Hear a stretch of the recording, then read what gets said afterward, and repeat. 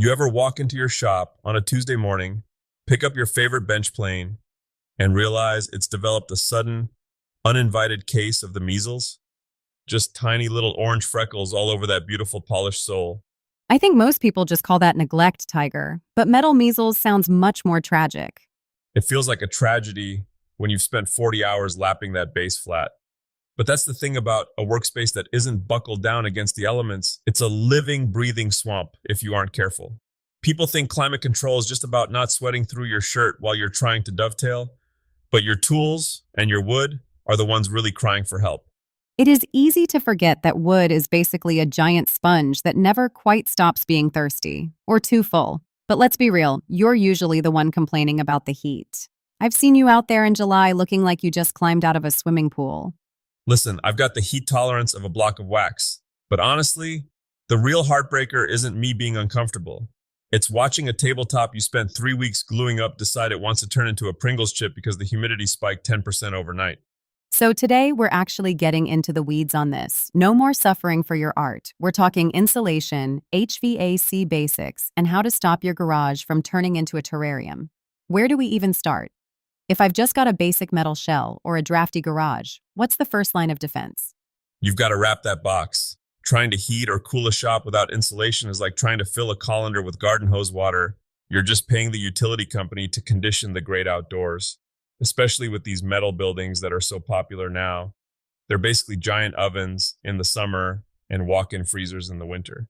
I've seen those metal kits. They look great, and they're cheap to put up, but I always wondered about the sweat factor.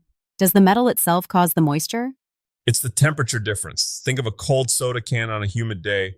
The air hits that cold metal, can't hold its water anymore, and bam, you've got rain inside your shop. If you don't have a thermal break, like high-quality spray foam or those rigid foam boards tucked tight against the ribs, you're basically inviting the rust monster to dinner. Okay, so we seal the box, but then you're in a sealed box with sawdust, paint fumes, and, let's face it, your shop dog smell. Hey, Buster smells like cedar and old leather, thank you very much. But you're right. Once you seal it, you have to breathe. Ventilation is the part most guys skip because it feels counterintuitive to control.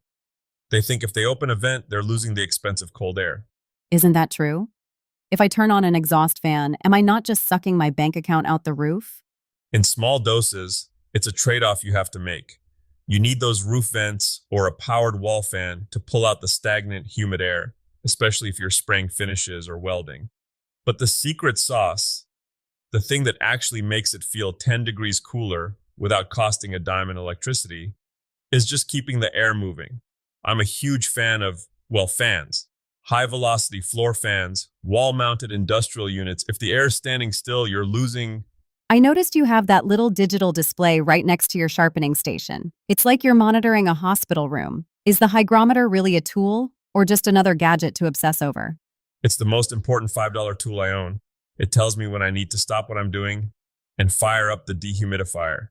If that number creeps over 55%, I know my cast iron table saw top is starting to look nervously at the moisture in the air. Nervously. You've really personified the equipment today. We've been through a lot together. Look, I remember back in my early days, I had this old Delta drill press. I left it over a literal winter of discontent in an unheated lean-to. I thought, it's metal, it'll be fine. When March rolled around, the column was so pitted it looked like it had been salvaged from the Titanic.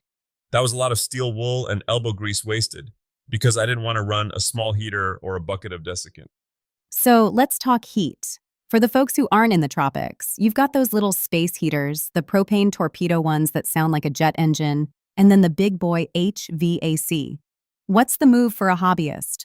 Those propane salami heaters are the devil's bargain. Sure, they'll get a garage warm enough to work in a t-shirt in 10 minutes, but they dump a staggering amount of moisture into the air as a byproduct of combustion. You're literally heating your shop with a humidified flame. Wait, so you're warming it up, but also raining on your tools at the same time? Exactly. You'll walk out at night feeling nice and toasty, then come back the next morning and find a layer of dew on everything you love. If you can swing it, a mini split system is the gold standard. They've come down in price so much. No ductwork, they're quiet enough that you can actually hear your podcasts, hint, hint, and they handle both heating and cooling. And they dehumidify, right? They do. but sometimes not enough on their own if you're in a really damp climate. I usually tell people to budget for a dedicated 70-pint dehumidifier, one with a hose, so you don't have to remember to empty the bucket. I used to have one without a hose, and I'd always forget. I'd walk in, the shop would feel like a tropical rainforest, and I'd realize the bucket full light had been on for 3 days. It's like the machine is mocking you. Okay, let's say I've got my insulation, I've got my fans, maybe even a mini split. What about the layout? I read something in that metal building guide about bench placement. Does it really matter where I put my table? It's everything. Most people want to put their main workbench right under a window for that artistic natural light. But if that window isn't a high-end double pane unit, you're basically standing in a waterfall of cold air in the winter. And in the summer, that sun is hitting your dark wood or your metal tools and baking them like a magnifying glass on an ant. So, keep the tools away from the light? Keep them away from the draft zones. Put your lumber rack on an interior wall if you can. If you put your kiln-dried walnut against a drafty exterior metal wall, the side touching the wall stays cold and damp, while the other side stays dry. That's how you get cupping before you even take a saw to it. It sounds like shop management is 50% craft and 50% being a meteorologist. It's mostly just being aware. Like filters, nobody talks about filters. If you're running an AC unit or a heater in a shop, you are living in a dust factory. If you don't swap those filters out every month, or even every 2 weeks if you're doing a lot of sanding, you're going to burn out the compressor. I've seen guys kill a $2,000 HVAC system because they couldn't be bothered to change a $5 pleated filter. I can see the look on your face. You've definitely been that guy, haven't you? I once spent an entire Saturday morning taking apart a window unit because I thought the motor had seized. I had the whole thing in pieces on the floor, screws everywhere, looking like a bomb went off. Then I looked at the filter. It was so choked with sawdust, it looked like a slab of gray felt. I cleaned it, put it back together, and it purred like a kitten. 3 hours of my life I'll never get back because I was too blind to look at the obvious. Well, at least you learned. Most of us just buy a new one and pretend the old one was faulty. Not in this shop. We fix our mistakes eventually. So, final thoughts for the person sitting in a 90-degree garage right now, wondering why their glue won't set right and why they even have this hobby. Don't try to fix everything at once. Start with a couple of good fans to get the air moving. Get a cheap hygrometer so you actually know what you're fighting.